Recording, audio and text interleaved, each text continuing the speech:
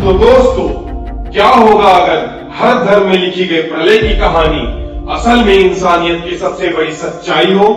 एक ऐसी सच्चाई जिसे इतिहास ने छुपा दिया, क्योंकि हजारों साल पहले धरती पर कुछ ऐसा हुआ जिसने पूरी दुनिया का नक्शा बदल दिया।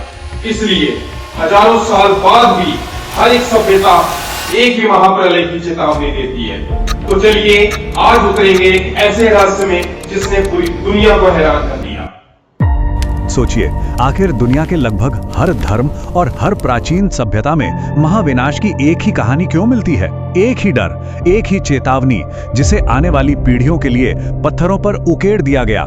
जब इन लोगों का आपस में कोई ताल्लुक था ही नहीं, तो फिर सबने तबाही की बिल्कुल एक जैसी स्क्रिप्ट कैसे लिख दी?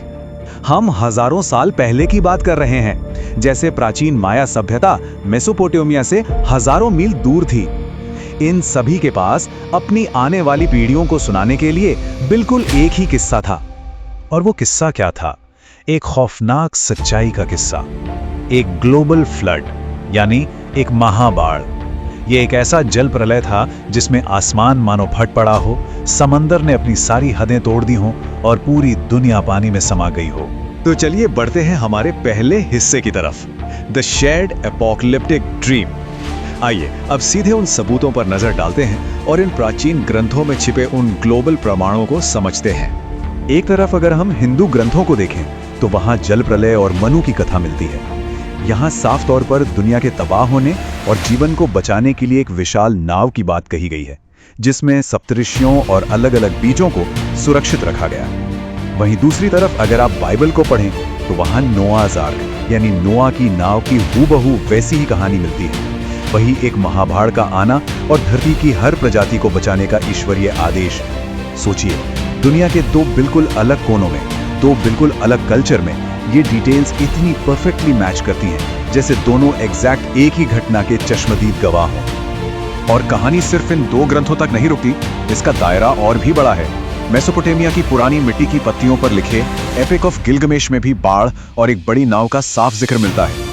एंशिएंट चाइना में घुर्नियों की विनाशकारी बाढ़ की कथा देख लीजिए, या फिर ग्रीस की मिथोलॉजी में ज़्यूस द्वारा पूरी दुनिया को मिटाने के लिए भेजी गई तबाहकारी बाढ़।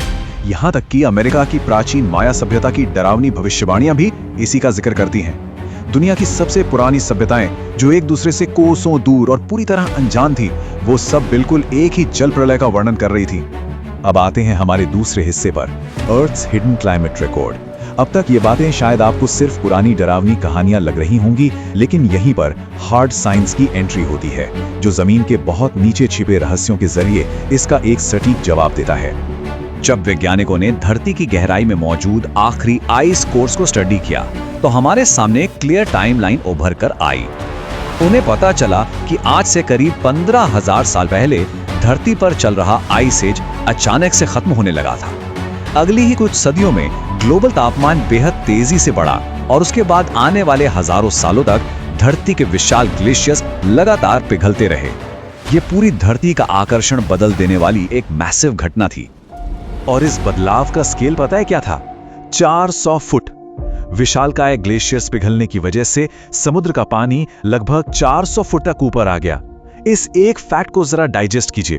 इस पानी ने दुनिया का पूरा नक्शा ही बदल कर रख दिया।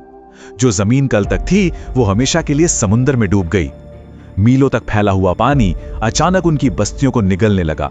पानी का इस तरह बढ़ना कोई धीमी या शांत बारिश का नतीजा नहीं था। साइंस की भाषा में इसे मेल्ट वाटर पल्स कहते हैं। मतलब जब मीलों मोटी बर्फ की चादरें अचानक से पिघलने लगती हैं, तो समंदर का पानी अचानक और बेहद खौफनाक तरीके से ऊपर उठने लगता है, जिसे हमारे उन पुरखों ने अपनी आंखों से देखा। उनके दिमाग पर इस तबाही का इतना गहरा असर पड़ा कि ये हमेशा हमेशा के लिए उनके लोक गीतों, उनकी कहानियों और उनके ग्रंथों में दर्ज हो गया। चलिए आप बढ़ते हैं तीसरे और आखिरी हिस्से की तरफ, द साइकिल ऑफ सिविलाइजेशंस। इन प्राचीन कथाओं और मॉडर्न साइंस को जब हम मिलाते हैं, तो एक बहुत ही गहरा और थोड़ा सा असहज करने वाला सच सामने आता है। क्या हम सच में इस धरती की पहली एडवांस सभ्यता है? क्या ऐसा हो सकता है कि इंसानियत पहले भी कभी विकास के इस पीक तक पहुंची हो और फिर पूरी तरह से तबाह हो गई हो? और क्या पता आज का हमारा ये आधुनिक समाज असल में किसी बहुत पुरानी और भुला दी गई तबाही की राख से ही दोबारा पनपा हो। शायद वो महाप्रलय किसी चीज का अंत था ही नहीं, बल्कि एक पुरानी दुनिया का अंत और एक नई दुनिया का आगाज था। साइंस हमें उस भयानक एक्सट्रीम क्लाइमेट चेंज के हार्ड और ठोस प्रूफ देता है।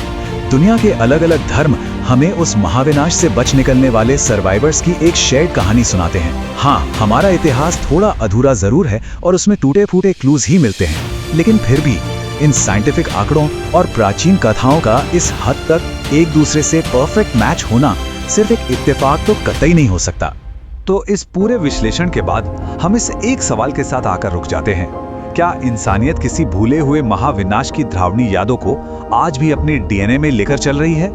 इतनी सारी अलग अलग संस्कृतियों का एक ही खौफनाक याद को हजारों सालों तक संजोकर रखना इस बात का पक्का सबूत है कि अतीत में कुछ ऐसा जरूर घटा था जिसने पूरी दुनिया को एक झटके में हिलाकर रख दिया था।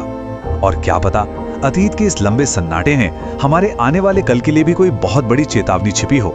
इस चर्चा के बाद आपकी क्या राय है? कमेंट्स में जरूर शेयर करें, क्योंकि ये मुद्दा हम सभी से जुड़ा है।